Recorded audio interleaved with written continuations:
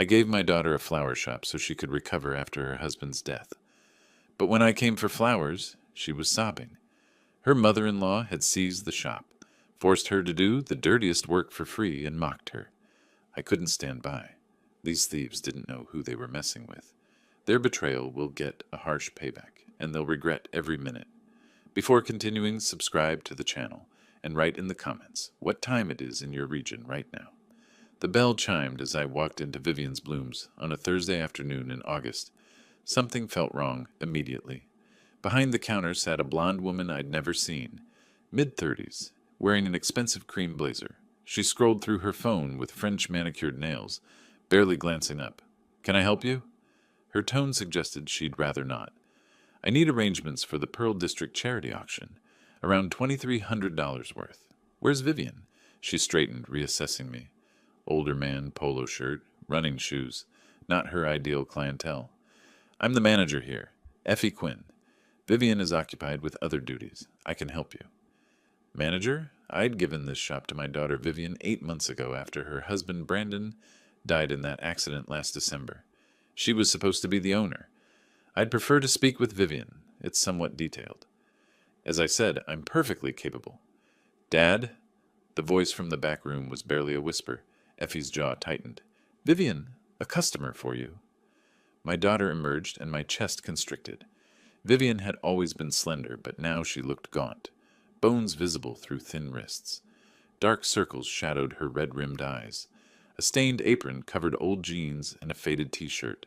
Her hair hung in a messy ponytail, and she clutched pruning shears in green-stained hands. "Hi, I didn't know you were coming." She wouldn't meet my eyes. This wasn't grief. I'd seen her grieving after Brandon's death, seen her at her lowest. This was different. This was fear. She flinched when Effie shifted position. "Just ordering arrangements for the September auction. Nothing too complicated." "Of course. We can work something out." Her voice was mechanical, lifeless. She moved toward the counter, and I saw it. A dark bruise on her left wrist, purple-yellow against pale skin. She caught me noticing and jerked her arm back. "Actually, I will handle the financial aspects," Effie interrupted. "Vivian, shouldn't you finish those rose stems? The Hartley wedding ships by 3. A command, not a suggestion. Vivian's shoulders hunched, eyes downcast. "Yes, of course. I should get back to... Wait. Vivian, are you... The work staff needs to stay on schedule." Effie's smile was sharp. "I'm sure you understand, Mr. Adams. Frank Adams. Vivian's father." For a heartbeat, Effie's mask slipped. Her eyes widened. Then she recovered with a laugh like breaking glass. "Of course. Vivian mentioned you. I'm so sorry." She touched Vivian's shoulder. My daughter tensed like she'd been shocked. "Your father's here with a big order? Isn't that wonderful?" "Wonderful," Vivian whispered, hollow. I spent 10 minutes going through motions. Flower types, colors, delivery. Effie did most of the talking, quoting inflated prices. Vivian stood silently, occasionally nodding when prompted. When I wrote the check for $2,300, Effie snatched it before Vivian could reach for it. "We'll have everything ready. Vivian does beautiful work when she focuses." The implied criticism made my hands curl into fists. "I'm sure she does. I taught her everything about this business." I left and drove to the coffee shop 2 blocks away. Something gnawed at me. 40 years as a certified public accountant had taught me to recognize patterns, to spot when numbers didn't add up. Nothing about what I'd witnessed added up. An hour later, I walked back, approaching from the side where I could see through the large front window. What I saw made my blood turn cold. A woman in her 60s stood center shop, finger jabbing toward Vivian's face. Authority, control, dominance radiated from her posture. Vivian's head was bowed, shoulders shaking, crying. In the corner, a thin man around 40 sat at the computer, clicking through bank statements, ignoring the scene. The older woman, Beatrice, Brandon's mother, was yelling. I couldn't hear through the glass, but Vivian shrank with each gesture. I'd given my daughter this shop to heal, signed over the deed, transferred ownership, made everything legally hers. I'd wanted to give her purpose, independence, a fresh start. Instead, I was watching her destroyed in her own business. The man at the computer, Joachim, Brandon's brother, looked up briefly, smirked at something Beatrice said. then returned to the screen, counting money, tallying profits that belonged to my daughter. I stepped back before anyone noticed. My hands shook, but not from fear, from rage.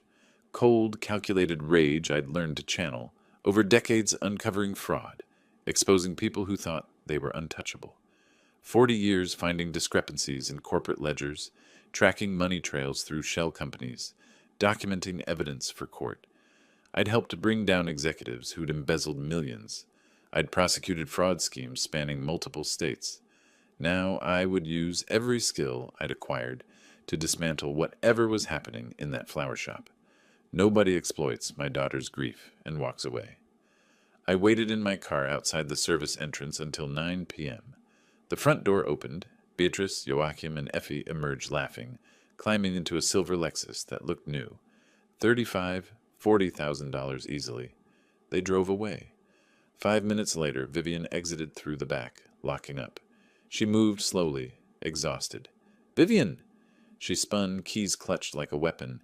"Dad, you can't be here." "Get in." She hesitated, glanced around nervously, then climbed in. I drove, putting distance between us and the shop. "Tell me what's happening." "Nothing. Everything's fine." "Don't." I saw her yelling at you. I saw the bruise. I saw Effie treat you like hired help in your own business. She broke. Deep, wrenching sobs that shook her body. I pulled into a parking lot and waited. "After Brandon died, I couldn't function." Her voice was raw. "Beatrice showed up in January. Said she wanted to help. She stayed when you gave me the shop and house in February. Said I shouldn't make big decisions while grieving."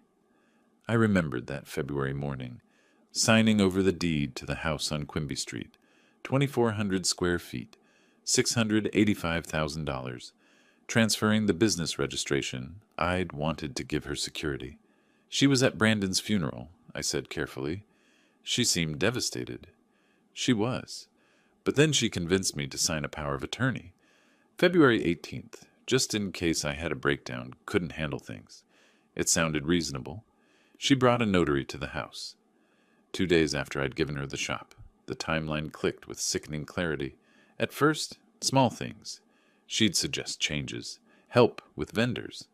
Then March, she said I needed partners who understood commerce. Brought in Joachim and Effie. "And you agreed?" She presented it as decided. They moved into the house. It's Brandon's family. I couldn't refuse. By April, Beatrice made all decisions. May, they changed the locks on the office with financial records. By June, her voice cracked. By June, I was an employee. They pay me nothing. 12-hour days while Effie sits at the counter and Joachim manages finances, transferring money for personal use. When I objected, Beatrice said I'd signed paperwork, that legally she had the right. I thought about that finger jabbing at her face. The bruise? Joachim grabbed me yesterday when I asked to see bank statements, said I needed to understand my place. Something in my chest went ice cold. Not hot anger, absolute zero fury that crystallizes thinking into perfect clarity. They live in your house? All three. Master bedroom, redecorated the living room. Expensive restaurants every night, $200 to $400 per meal. Beatrice bought that Lexus last month, $38,500, everything from the shop account. The shop's location meant steady weddings and events. Well run, it could generate $8,000 or $9,000 monthly. How much does it make? They won't show me books. Before they took over, we averaged $8,400 monthly net profit. $8,400 times 6 months. Over $50,000 burned through on restaurants, cars, clothes. While my daughter worked unpaid in her own business, I looked at her. 15 pounds lost, raw hands, defeated. I remembered giving her the shop that cold February morning. "I know it seems impossible," I'd said, "but you'll fill this place with something beautiful. Build something that's yours." She'd cried then too, but with hope. I'm going to call it Vivian's Blooms, after Mom. My late wife had loved flowers. This shop was passing on a legacy. Now vultures were stripping it away. When Beatrice said to go to court, what exactly did she say? Vivian whispered, repeating words burned into memory. She said, "You signed the documents. Legally, I have the right to manage your business. If you don't like it, take me to court. But you don't have money for a lawyer. Everything goes through me now." Silence stretched. Then I spoke quietly. The flowers for the auction, I don't actually need them. Vivian looked confused. What I need are all the documents you signed. Every paper Beatrice had you sign. Can you get them? Maybe. Beatrice keeps them in the office filing cabinet. Get them. Photograph every page with your phone. Send them to me. She nodded slowly. Something flickered in her eyes. Not quite hope, but not complete despair. What are you going to do? I thought about 40 years tracking money, building cases, finding weak points in fraudulent schemes, people who'd underestimated a quiet auditor in reading glasses. I'm getting your business back, your house back, and Beatrice, Joachim, and Effie will understand that stealing from my daughter was their biggest mistake. But the power of attorney can be revoked. Oregon law says you can revoke any time if you're mentally competent, and you are. Depressed, exhausted, exploited, yes, but competent. I looked at her directly. For 14 days, go to work and pretend nothing changed. Let them think they've won. Can you do that? She wiped her eyes. I saw a flash of the strong woman she'd been. Yes, I can do that. Good. Because in 14 days, I'm taking you out, and Beatrice Quinn will learn you don't steal from Frank Adams' daughter and walk away clean. I dropped her at her car and watched her drive to the house that should have been sanctuary. Then I sat, engine running, thinking. They'd made a fundamental error. Assumed a retired old man would be easy to deceive. That family obligation would keep Vivian compliant. That paperwork equals power. 4 decades in corporate auditing taught me one truth. Paperwork can be created, and paperwork can be destroyed. People who rely too heavily on a single document haven't thought about what happens when that document becomes worthless. I pulled out my phone and started a list. Private investigator, business attorney, notary, perhaps a call to an old colleague at the IRS. Beatrice Quinn thought she'd won, thought she'd secured comfortable retirement by exploiting a grieving widow. She had no idea the war hadn't even started. Friday morning, I sat in my garage workshop, sandpaper gliding across a wooden planter box. My phone buzzed. Photos from Vivian. Power of attorney documents, all dated February 18th, 2 days after I'd given her the shop. Beatrice hadn't wasted time. I made the first call. Quentin Brooks, private investigator. Brooks Investigations. Mr. Brooks, I need surveillance on 3 individuals and financial background checks. Discreet and thorough.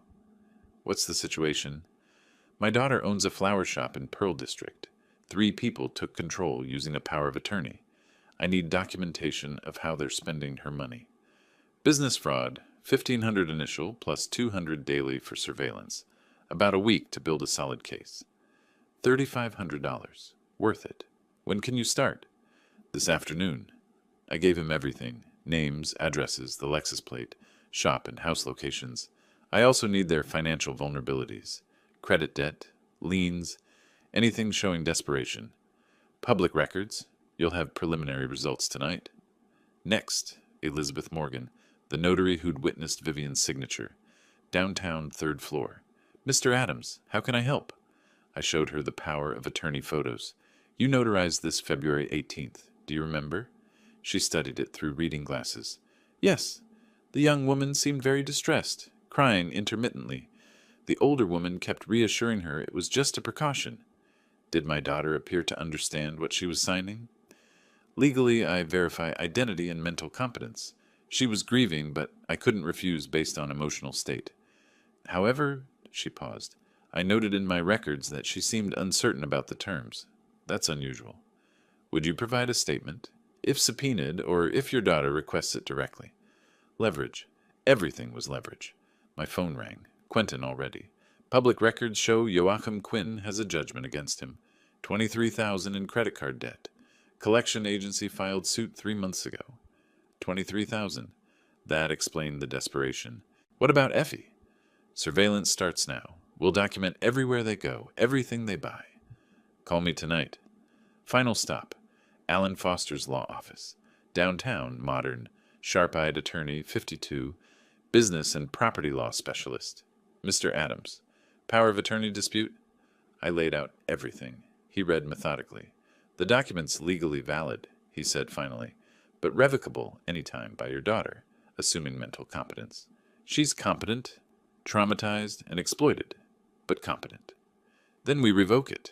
However, that won't recover money already spent. For that, we prove breach of fiduciary duty. Anyone holding power of attorney must act in the principal's best interest, keep accurate records, provide accounting when requested. If they haven't, his smile was thin, they're personally liable for all financial losses. We sue to recover every dollar misappropriated. How do we prove it? Financial records, bank statements, documentation showing business funds used for personal expenses. I'm working on that. Once you have proof, we demand full accounting. If they refuse or provide fraudulent information, it strengthens our case. We can also file complaints with Oregon Department of Revenue for misreported expenses. Timeline?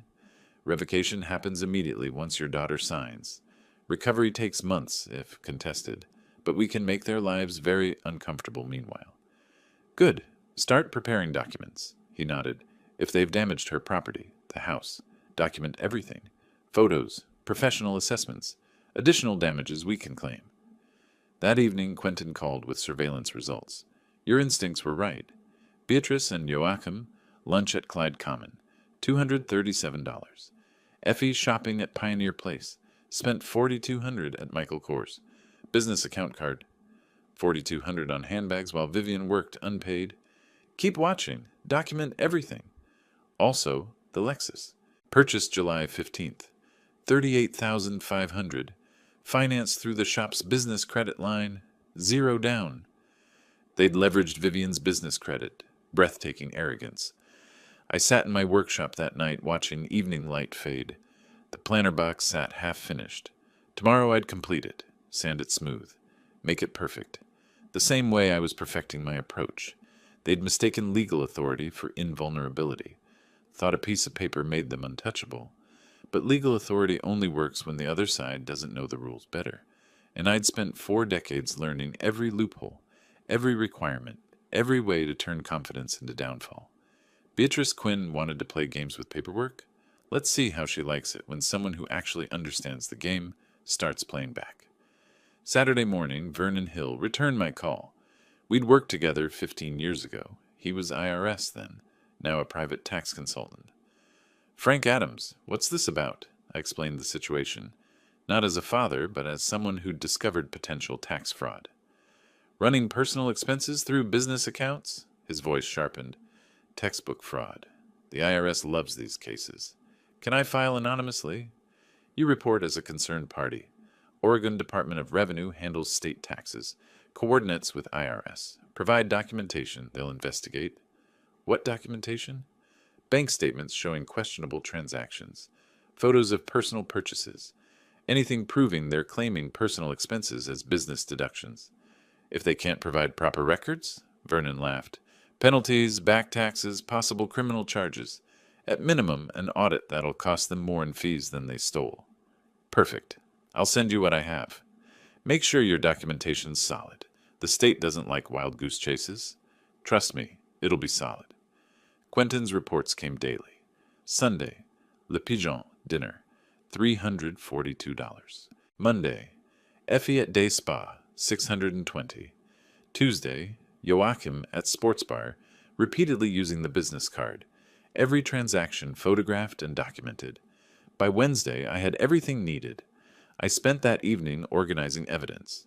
Bank statements Vivian photographed when Joachim left the office unlocked. Quentin's surveillance photos. Timeline showing systematic takeover. The patterns were obvious.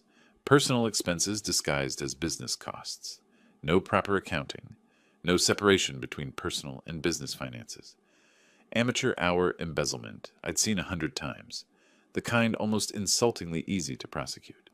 I drafted the Oregon Department of Revenue complaint carefully. No emotion, just facts. Business name, owner information, suspected violations.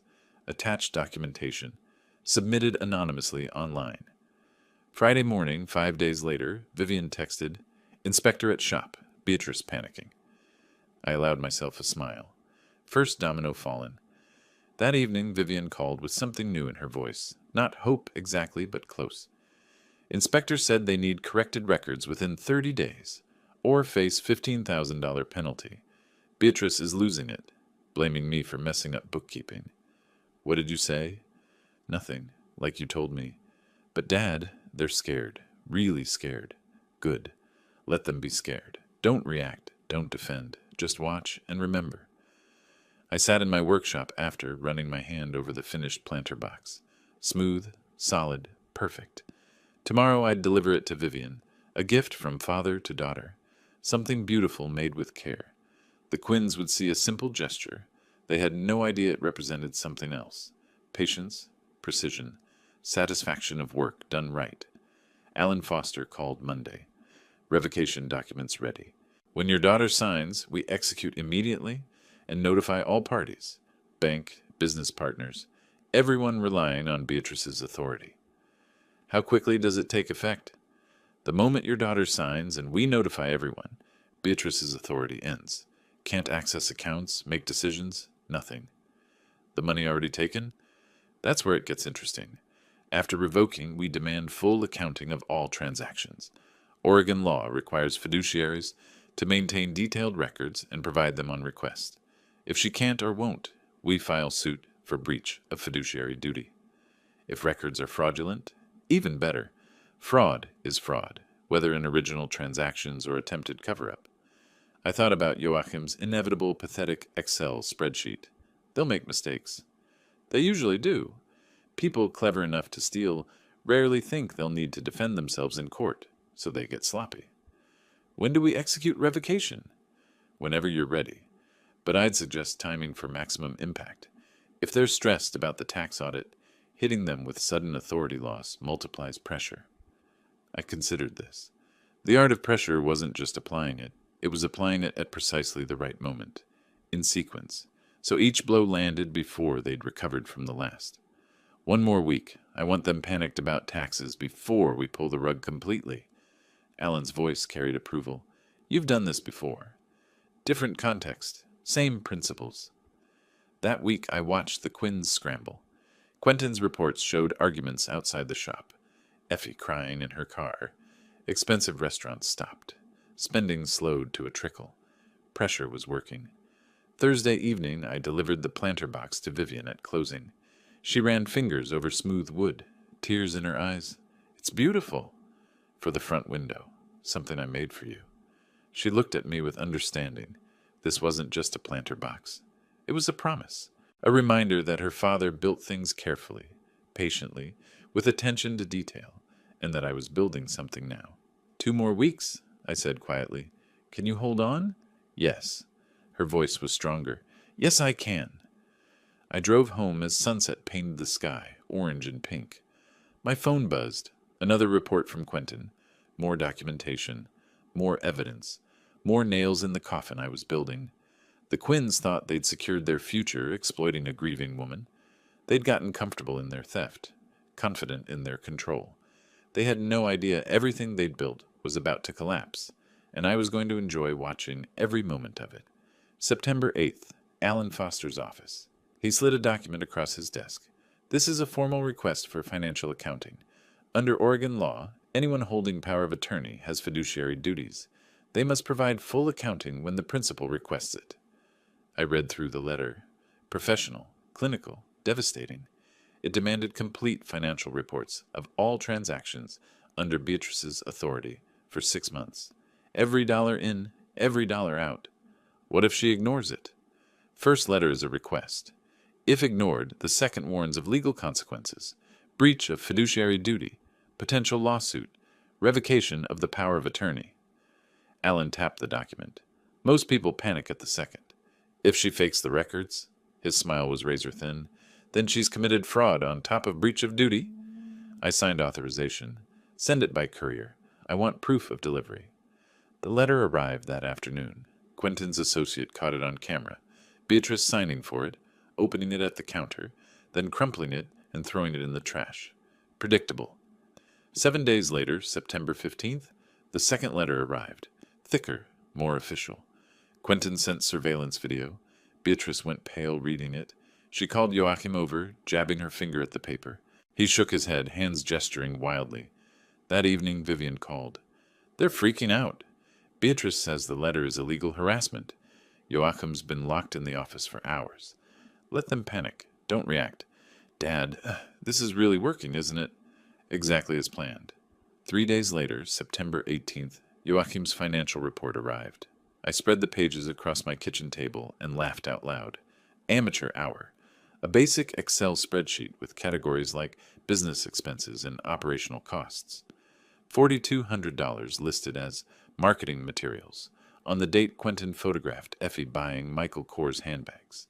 $342 for client entertainment when they ate at Le Pigeon. The Lexus buried under transportation assets.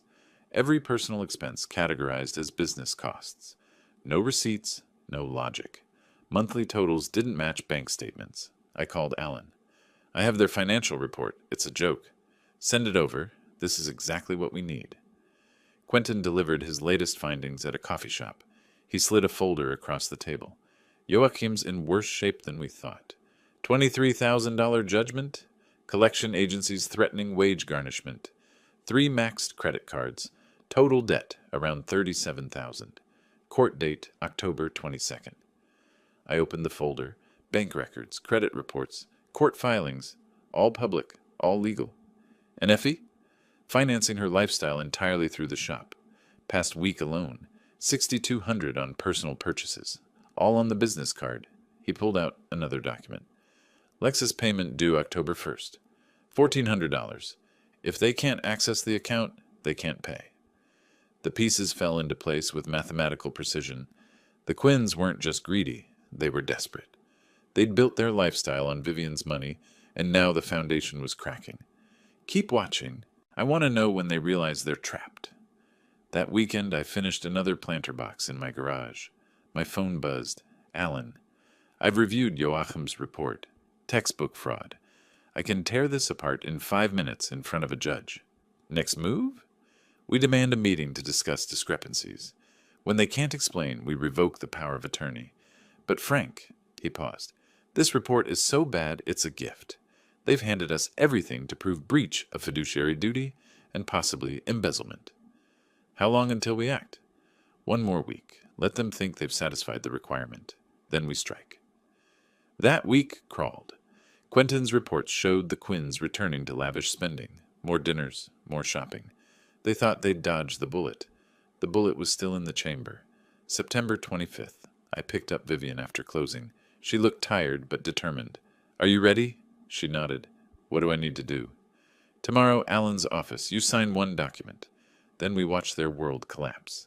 She stared out at Portland lights. I'm scared. What if they fight back? They will. That's when we hit them again, harder. We have law, evidence, truth. They have lies and stolen money. This isn't a fair fight. It's a slaughter. Her smile was small but genuine. When did you become so ruthless? I'm not ruthless. I'm just very, very patient. And I've made absolutely sure that when we move, they have nowhere to run. I dropped her at her apartment. In my garage, the finished planter boxes sat in a neat row. 5 of them now, each representing a week of planning. A week of watching the Quinns dig themselves deeper. Tomorrow, we'd start filling those holes with cement. Alan Foster's office, 9 a.m. Vivian signed the revocation of power of attorney. Pen moving smoothly, her signature, date, witnesses. Beatrice Quinn's legal authority evaporated. I'll file this morning, Alan said. Certified copies go to the bank, all vendors, Oregon Department of Revenue and Beatrice. By noon, her access to your accounts terminates. Vivian looked at me. Something fierce had awakened. How long until they know? Beatrice will try to access the account this afternoon. That's when the bank tells her. We drove to the shop. I'd hired security. Marcus, former military, 6'3", the kind of presence that makes people think twice. He was already stationed outside. 3 people will show up angry, I told him. Don't let them near Vivian. Vivian unlocked her shop. For the first time in months, she walked through as actual owner. We changed the office locks. She changed all passwords. Feels strange, she said quietly, like I'm taking back something that was always mine. You didn't forget. They made you forget. Now you're remembering. 3 p.m., Vivian called. The bank just called Beatrice. I heard her screaming. She's calling me now. Don't answer. 5 minutes later, forwarded voicemail. Vivian, What have you done? The bank says I can't access the account. This is illegal. You signed documents. Call me right now." The panic in her voice was delicious. 20 minutes later, Quentin sent video. The Quinns' car pulling up. All three piling out. Beatrice red-faced, Joachim murderous, Effie crying. They rushed the door. Marcus stepped in front. I couldn't hear the exchange, but body language told the story. Beatrice jabbing her finger. Marcus shaking his head. Joachim trying to push past. Marcus's palm flat against his chest, stopping him cold. Alan Foster stepped from his car, timing perfect. He walked up carrying a leather folder, expression professionally neutral. I arrived as they moved inside. Marcus had let them in, under supervision. They stood in the middle of the flower shop like invaders. Beatrice saw me first, eyes wide, then narrow. You put her up to this." "I simply explained to my daughter that she has rights." Alan opened his folder. "Mrs. Quinn, as of 9 a.m., the power of attorney has been formally revoked. Under Oregon law, the principal has absolute right to revoke such authorization. The revocation is legal and final." Beatrice's face went red to white to blotchy purple. "This is illegal. I have rights. We have a contract."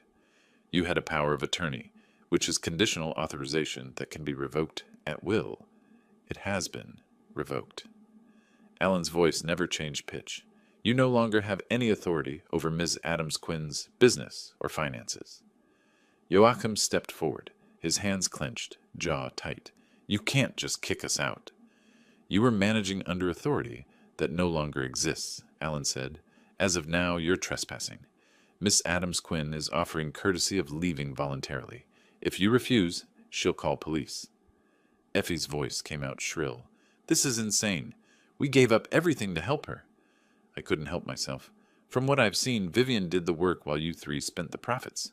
"You abandoned Vivian." Beatrice's voice shook. "You gave her this shop and disappeared. We were here." "I gave her this shop and house as gifts, not payment for your services. You exploited her grief, manipulated her, then stole for 6 months. That ends today." Vivian stepped forward. "You need to leave. Now." Beatrice's face crumpled with rage. "We'll sue. We'll take everything." "Actually," Alan said, opening another page, "you should be more concerned about this. Formal demand for financial accounting. We've reviewed Mr. Quinn's report. It's inadequate and contains fraudulent categorizations. Under Oregon law, you have 45 days to provide accurate accounting and return misappropriated funds, or we file civil lawsuit for breach of fiduciary duty." Joachim's face went gray, actual gray like blood drained out, his mouth opened, closed, eyes darting to Beatrice, to Alan, to me. "How much?" "Preliminary estimates suggest approximately $47,300 in unauthorized personal expenditures," Alan said. Effie made a sound like a wounded animal. 47,000? That's not... "You bought a Lexus on the business credit line," I said. 38,500. Michael Kors handbags, fancy dinners, spa treatments. Adds up fast. Beatrice looked at me. I'd seen that look in corporate boardrooms, from executives who just realized their scheme was discovered. Pure calculation, trying to find an angle. She found nothing. "We'll fight this," she said, voice uncertain now. "We have 6 months of bank records, surveillance photos, and your son's fraudulent financial report. We have everything." I glanced at Alan. How did he categorize the Lexus again? "Transportation assets." Joachim's hands shook. He shoved them in pockets. "Mom, we should go. Right now." "Listen to your son," I said. "Leave voluntarily, because if Marcus escorts you out, things get really unpleasant." Beatrice drew herself up. "This isn't over." I watched her eyes. The panic underneath bravado. She knew. They left. Beatrice first, shoulders rigid. Joachim gray-faced. Effie crying openly, her Instagram perfect life collapsing. The door closed. Silence filled the shop. Vivian exhaled. "They're really gone?" "From here, yes. Still in your house, but not for long." I put my hand on her shoulder. "You did it." "We did it," she corrected, then smiled. Genuine, the first since Brandon died. "Did you see Joachim's face when Alan said 47,000? Like he'd been hit with a brick?" We laughed. After months of tension, we laughed in the flower shop that was finally, truly, hers again. September 30th. Alan sent the notice to terminate tenancy via certified mail.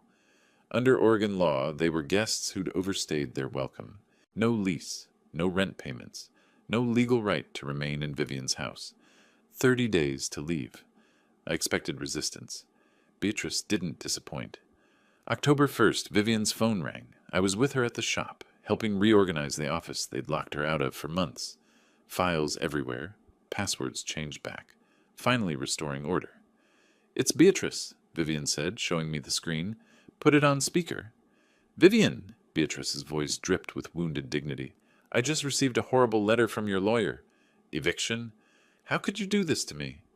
"It's my house, Beatrice. You need to leave." "This was Brandon's house, my son's house. You're throwing your dead husband's mother into the street. Have you no shame?" Vivian's hand trembled slightly. I put my hand over hers, steadying it. She took a breath. "Brandon's gone," Vivian said, voice stronger than I expected. "The house is mine. Dad gave it to me. You have 30 days to find somewhere else. We'll fight this. We have rights. We've been living there for months. That establishes tenancy. My lawyer says—" I leaned toward the phone. "Actually, Beatrice, it doesn't. Oregon law is very clear on this point. Without a written lease or rental agreement, without paying rent, you're guests, and guests can be asked to leave at any time." Silence on the line. Then, "Frank?" Her voice turned poisonous. "This is all you're doing, isn't it? You're destroying this family, turning my own daughter-in-law against me. I'm protecting my daughter from people who've been stealing from her for 6 months. There's a big difference." She hung up hard enough that the phone made a sharp sound through the speaker. "That went well," Vivian said with a shaky laugh. 3 days later, Alan called me. Beatrice hired an attorney, Donald Mercer, bottom-tier estate lawyer, probably charging her $200 an hour to tell her exactly what she wants to hear. Which is? That they have implied tenancy based on oral agreements and established residency. It won't work. Oregon courts absolutely require written leases for tenancy rights, but he'll drag it out, bill her for consultations, maybe file a nuisance motion or two. How long can they delay the inevitable? Maybe 2 weeks maximum. Then a judge looks at the complete lack of evidence and rules for Vivian. 2 weeks. The Quinns were buying time, probably hoping we'd panic and negotiate. They didn't understand that negotiation requires leverage, and theirs had completely evaporated. October 7th, they still hadn't moved a single box. Time for the next move. I hired Mark Sullivan, a property assessor I'd worked with years ago when I was auditing real estate holdings for clients. He met me at Vivian's house while the Quinns were out. Quentin had confirmed they'd gone to meet with their overpriced lawyer. Mark walked through the house methodically with his camera and clipboard, documenting everything. The master bedroom looked like a hotel room after a rock band had stayed there for a month. Stains on the carpet, burns on the dresser where someone had carelessly set down hot items. The bathroom mirror had a crack running through it. "Master bedroom carpet needs complete replacing," Mark said, writing carefully. "Estimate $1,800.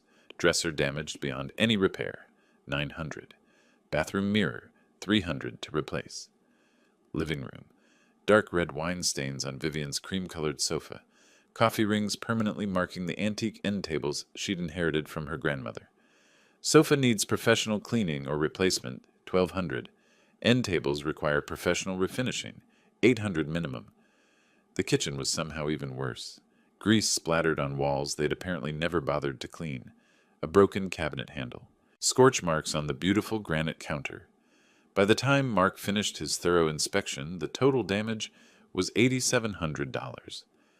"I'll have the official written report by tomorrow morning," he said, closing his folder, "complete with photos, itemized damages, and contractor estimates for every repair." "Perfect. Send it directly to Alan Foster's office." That same evening, Alan filed a civil claim for property damage. The Quinns didn't just need to leave. They now owed Vivian substantial money for what they'd destroyed. If they refused to pay, we'd get a court judgment and start garnishing whatever assets they had left. The Lexus, Effie's designer handbags, whatever they'd managed to buy with Vivian's money. October 10th, Quentin sent me a video clip. Joachim had shown up at the flower shop, pacing outside like he wanted to start something. Marcus, our security guard, stood firmly at the door. I was in my workshop when Vivian called, voice tight. "Joachim's here. He says he wants to talk to me. Marcus won't let him inside. I'm on my way. Don't engage with him.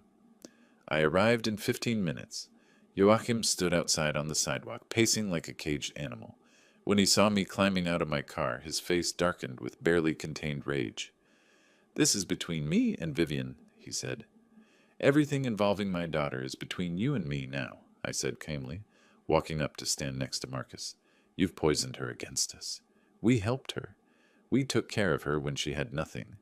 You stole from her? There's a significant difference between those two things." His hands clenched into fists at his sides. Marcus stepped forward slightly, just a subtle reminder of his presence and capability. Joachim noticed and backed up half a step despite himself. "We just want to talk. Work something out like reasonable people. This is family business. Family doesn't steal. Family doesn't exploit grief. Family doesn't leave bruises."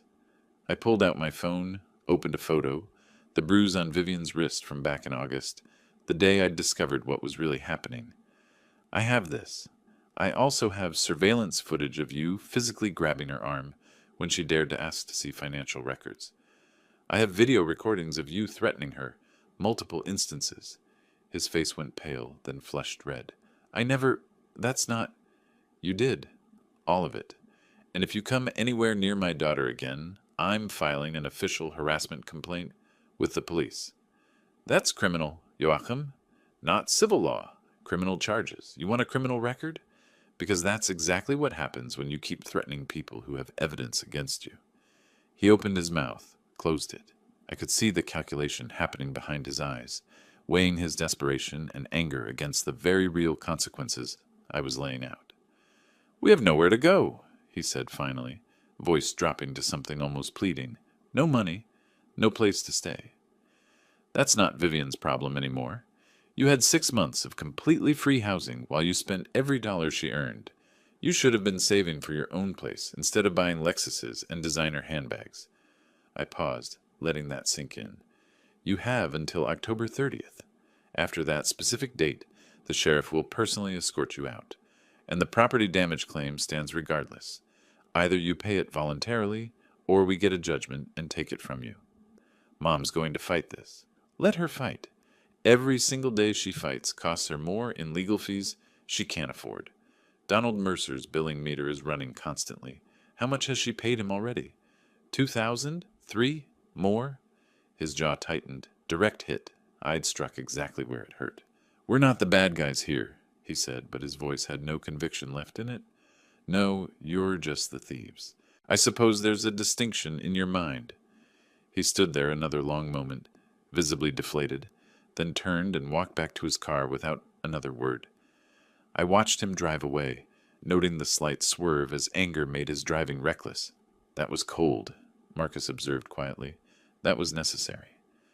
Inside the shop, Vivian was shaking. "I've never seen you like that before." "Like what?" "Like you'd actually physically hurt him if he'd touched me." I looked at my daughter, still too thin, still recovering, but genuinely stronger every day.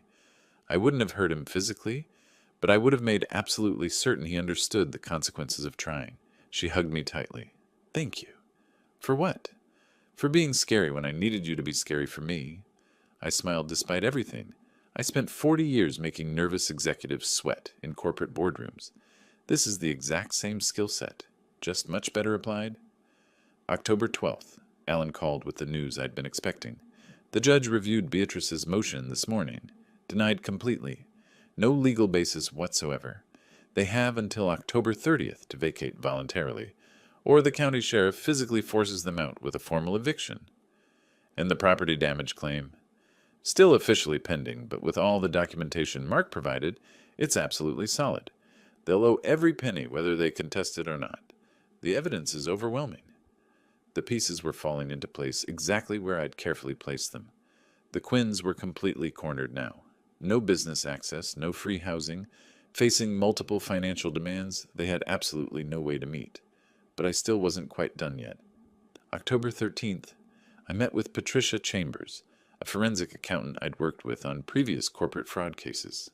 Mid-50s, sharp-eyed, the kind of professional who found discrepancies in spreadsheets the way some people found typos in novels.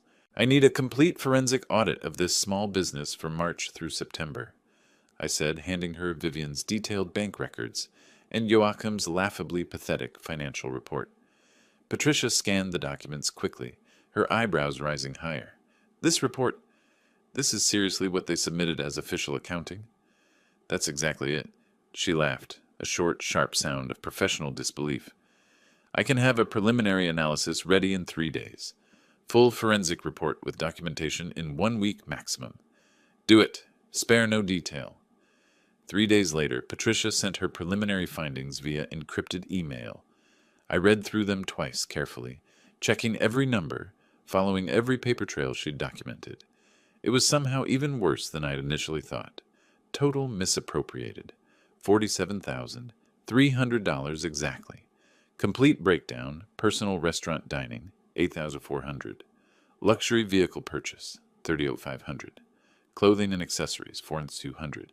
Spa treatments and entertainment, $3,100. Unexplained cash withdrawals with no business purpose whatsoever, $2,800. Miscellaneous personal purchases, $1,300. Every single transaction meticulously documented. Every false categorization exposed and highlighted. Every lie in Joachim's amateur report annotated with actual bank proof. Alan prepared the formal demand letter. $47,300. Due within 45 days. Pay in full or face immediate lawsuit for breach of fiduciary duty and possible embezzlement charges. October the 12th, the letter arrived at whatever temporary address the Quinns had given their lawyer. Beatrice called Vivian that same evening, her timing predictable. Vivian and I were at her house, finally hers again now that the Quinns had been forced out, carefully assessing what needed to be replaced beyond what Mark had already documented. Beatrice's voice came through the phone speaker, trembling dramatically. "Vivian, please. We desperately need to talk about this.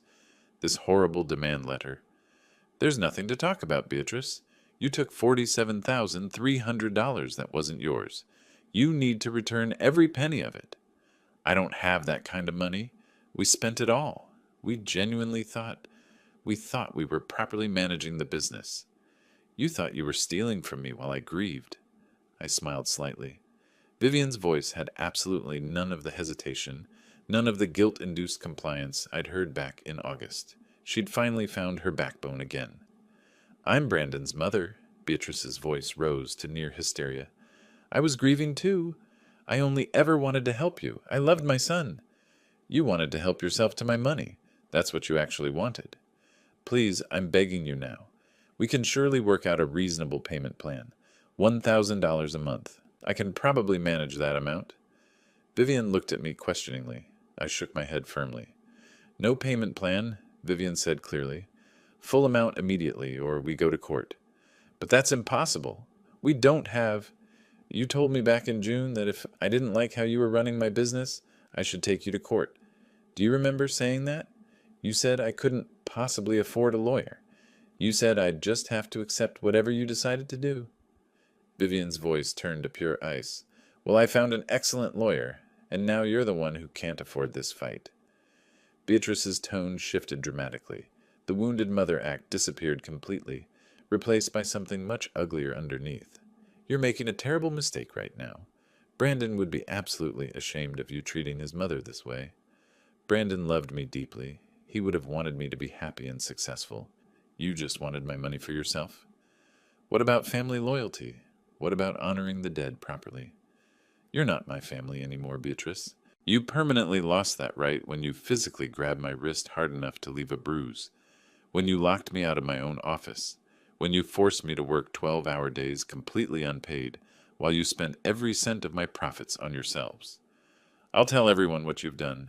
Everyone in this city will know you threw your poor grieving mother-in-law out into the street. Go ahead and tell everyone. Please do. I have 6 complete months of bank records showing exactly where every dollar went.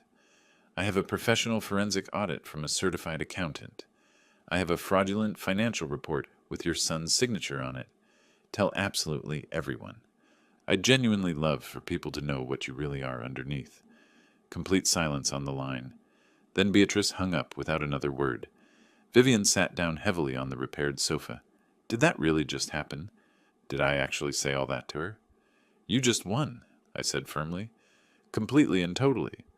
She's going to keep fighting, though, isn't she? She's certainly going to try. But she has literally no ammunition left. No money, no leverage, no legal ground whatsoever to stand on. She's finished. October 15th.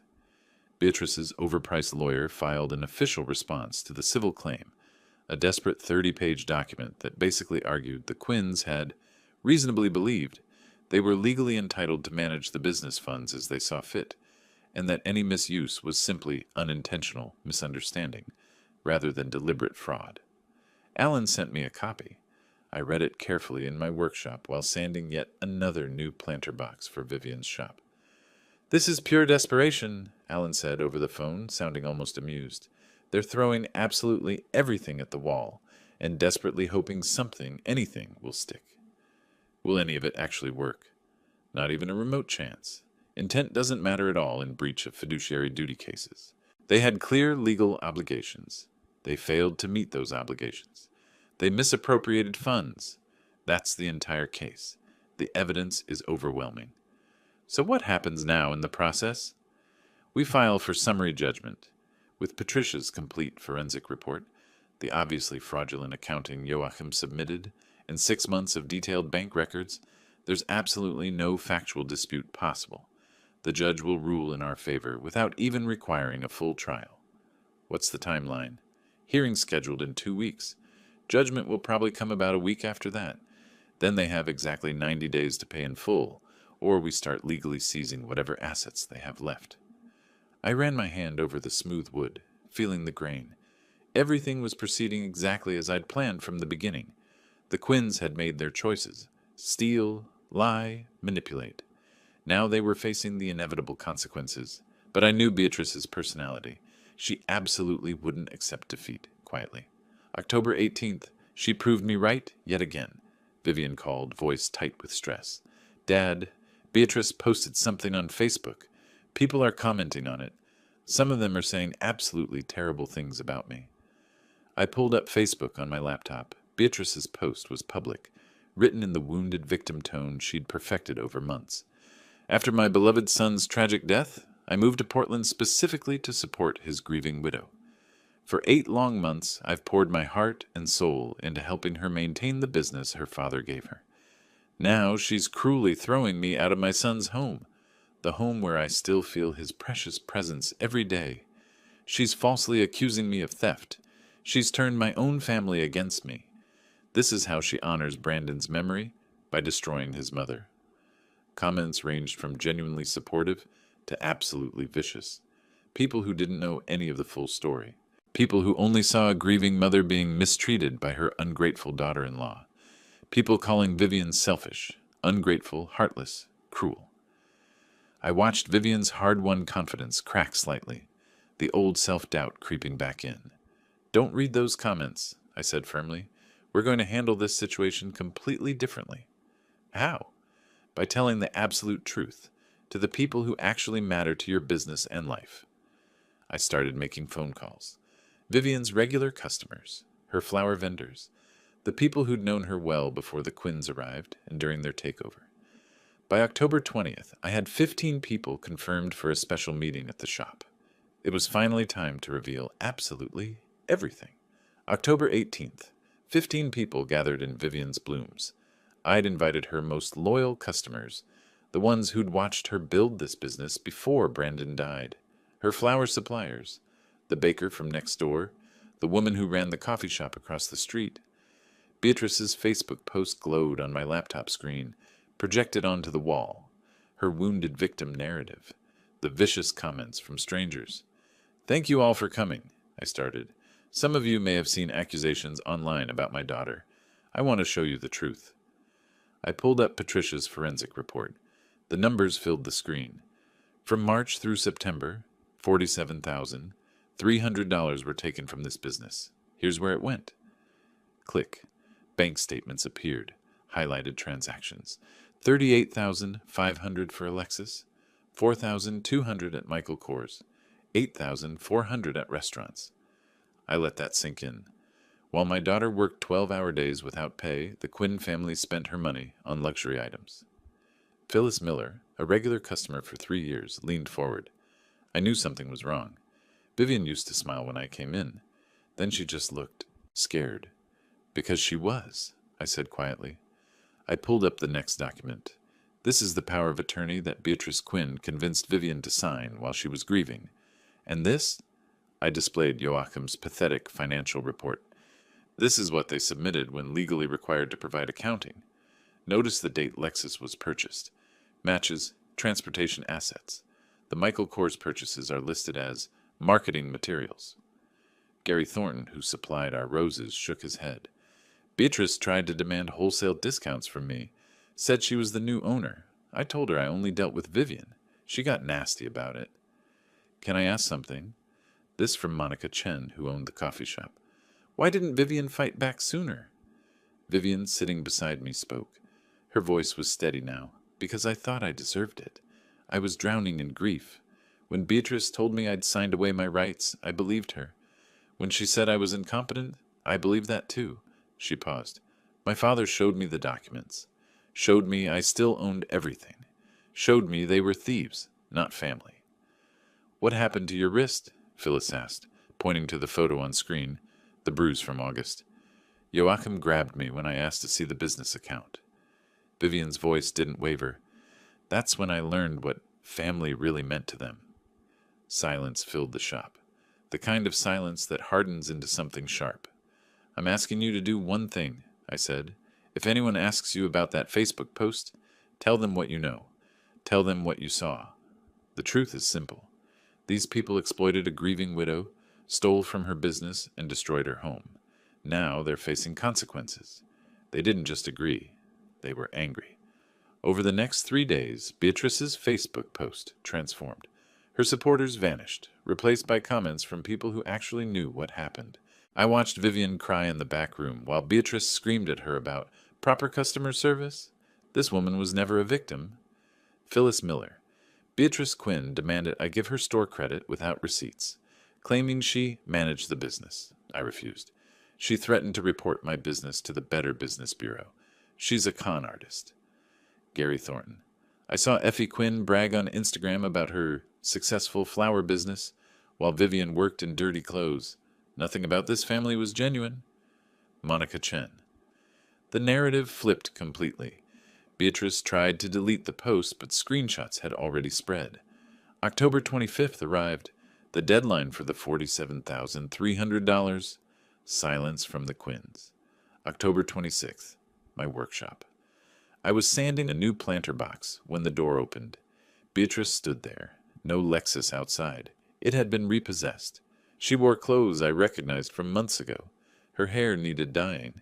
The polish was gone. Frank, her voice cracked. Please, I need to talk to you. I didn't stop sanding. I'm listening. I can get $10,000, maybe 12. My sister might lend it to me. She stepped closer. I'm begging you. Talk to Vivian. Tell her to accept partial payment. I'll pay the rest over time. No. Please. I'm Brandon's mother. Doesn't that mean anything? I set down the sandpaper and looked at her directly. You thought my daughter would be easy to break because grief made her weak. You thought an old man couldn't do anything about it. I picked up the planter box, examining the joints. But you forgot something. I spent decades finding people who steal and lie for a living, corporate executives who thought they were clever. They all made the same mistake you did. They underestimated the auditor. I made mistakes, but I'm not a criminal. You took $47,300 that wasn't yours. You filed false financial reports. You breached fiduciary duty. I set down the box. Those aren't mistakes, Beatrice. That's theft. That's fraud. The difference between you and good criminals is that good criminals know when to stop. What do you want from me? Nothing. I want you to face what you did. I returned to my sanding. Ellen files the lawsuit tomorrow. See you in court. She stood there, deflated, then left without another word. October 27th, Alan filed the civil suit. Court date, November 2nd. November 2nd. I didn't attend. Neither did Vivian. Alan represented us with a briefcase full of evidence. Patricia's forensic report, bank statements, Joachim's fraudulent accounting, damage assessments, surveillance footage. The Quinns showed up without a lawyer. Donald Mercer had dropped them when the evidence became overwhelming. The hearing lasted 90 minutes. Alan called me afterward. Total victory. Judge reviewed the evidence. Asked the Quinns if they disputed any facts. They couldn't. Beatrice tried claiming emotional distress and grief. Judge shut it down. Said fiduciary duty doesn't have an emotional exemption. Judgment? $47,300 due within 90 days. If unpaid, we can seize assets. Her jewelry, any vehicles, bank accounts, plus $5,400 in court costs. Total, $52,700. And restraining order granted. None of them can come within 100 feet of Vivian or the shop. Violation means arrest. I smiled. Perfect. November 15th, late afternoon. I delivered a finished planter box to Vivian's blooms. The shop looked different. Alive. 2 new employees worked the counter, Sarah and Miguel, both eager and well-trained. Fresh flowers filled every surface. Customers browsed happily. The cash register actually rang. Vivian saw me and smiled. A real smile. Not the broken thing I'd seen in August. Another masterpiece? She took the planter box, running her fingers over the smooth wood. Oak. Should last 20 years. Like the others. She set it on the counter. Dad, I want to show you something. She pulled up her laptop, the business account. Revenue charts trending upward. Expenses properly categorized. Everything organized. Professional. Clean. We're on track for $9,200 this month. I hired an accountant to keep the books right. Sarah handles customers. Miguel does arrangements. I actually manage instead of just surviving. Proud of you. I got an email yesterday. She switched screens. From the Department of Revenue. The audit's closed. No violations found. They noted significant improvement in record-keeping under new management. I laughed. New management. That's one way to put it. The bell over the door chimed. We both looked. Beatrice walked past outside on the sidewalk. She didn't look in. Her coat was old, worn at the elbows, no jewelry visible. She walked quickly, head down, heading toward the bus stop. Her Lexus got auctioned last week, Vivian said quietly. Sold for $32,000. Applied to the judgment. She still owes $20,700. She'll pay it, or they'll take her jewelry next. Does it feel good, watching her like this? I considered the question carefully. No, but it feels right. Justice isn't about feeling good. It's about balance. She took from you. Now she pays back. That's how it works. Vivian watched Beatrice disappear around the corner. I don't hate her anymore. I just don't care. She's not in my life. She can't hurt me. That's enough. That's growth. She hugged me. Thank you for giving me my life back. I only showed you it was still yours. You did the hard part, taking it back. November 20th, the enforcement hearing. Beatrice had missed the first payment deadline. Alan had filed for asset seizure. The judge wanted to hear her explanation. I attended this time. Vivian came with me. We sat in the back of the courtroom. Beatrice entered alone. No Joachim, no Effie, no lawyer. She wore a cheap department store suit that didn't fit right. Her face was gaunt, makeup poorly applied. She looked 10 years older than 61. The judge reviewed the file. Ms. Quinn, you owe the plaintiff $52,700 per the judgment dated November 2nd. You've made no payments. Explain. Your Honor, I don't have that kind of money. Her voice was thin, defeated. I lost my car. I'm living with my sister. I can pay $100 a month. The judgment doesn't allow payment plans. You had 90 days to pay in full or negotiate before judgment. You chose neither. I'm trying. I can't get blood from a stone. Then we'll take the stone. The judge signed a document. Asset seizure approved. Sheriff will inventory and auction all non-exempt property. Ms. Quinn, you have 48 hours to provide a complete list of assets or face contempt charges. Beatrice's face crumpled. Not crying, something worse. The complete collapse of someone who'd run out of options. Her shoulders sagged. Her hands trembled. This is cruel? She whispered. Oh, I'm Brandon's mother. I loved my son. I was grieving. You were stealing, the judge said flatly. Grief doesn't give you license to commit fraud. This court enforces the law, not sympathy. 48 hours. Dismissed. Beatrice stood slowly, like her bones hurt. She turned to leave and saw us in the back row. Our eyes met. I kept my expression neutral, not gloating, not apologizing, just present. She looked away first and shuffled out. In the hallway, Alan caught up to us. The asset list will probably include her jewelry. She has about 18,000 worth, some furniture, maybe 8,000 total recovery. The rest will follow her through bankruptcy. Will she actually go bankrupt? Vivian asked. Probably. And this judgment survives bankruptcy, so it'll follow her forever. Garnished wages, tax refund seizures. She'll never be free of it. Vivian nodded slowly. Good. We drove back to the shop. During the ride, Vivian's phone buzzed. She checked it and laughed, sharp and unexpected. Effie's Instagram got deleted. Not just her posts, the whole account. Someone reported it as a scam business page.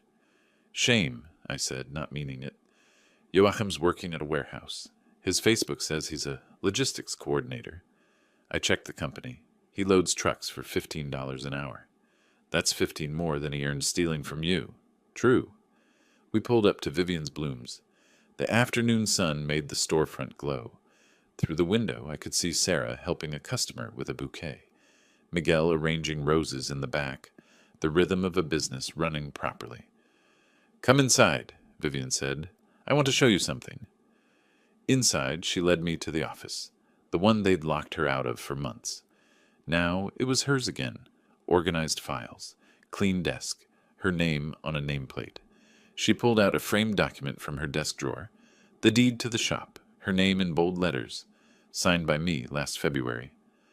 I'm getting this professionally framed and hanging it behind the counter, she said, so I see it every day, so I remember what's mine. Smart. And I'm changing the business structure.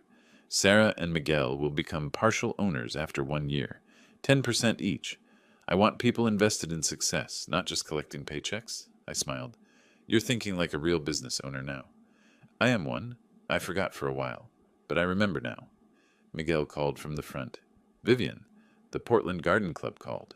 They want to discuss a partnership for their spring gala. Be right there, she turned back to me. Major clients are coming back. They heard what happened. They want to support me. They want to support quality work. You're providing that. She hugged me again. I know I keep saying this, but thank you. For everything. You'd have figured it out, eventually. Maybe. But you made sure I didn't have to wait. You made sure they couldn't keep hurting me. I pulled back and looked at her. Really looked. The dark circles were gone. The defeated posture was gone. The fear was gone. In its place stood the daughter I remembered. Strong. Capable. Ready. You're going to be fine, I said. I know. I left her to her work and drove home through Portland's early evening traffic. My phone buzzed at a red light. Text from Alan. Asset list came through.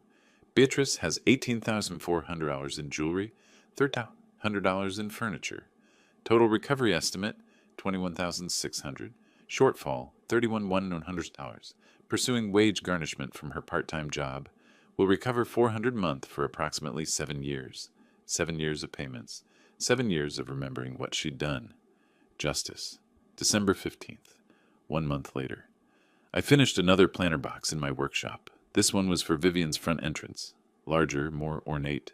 Cherry wood with carved flower patterns. My phone rang. Vivian. Dad, you need to see this. What? Just come to the shop, please. I drove over. When I arrived, Vivian was standing outside with Sarah and Miguel. They were looking at something across the street. I followed their gaze.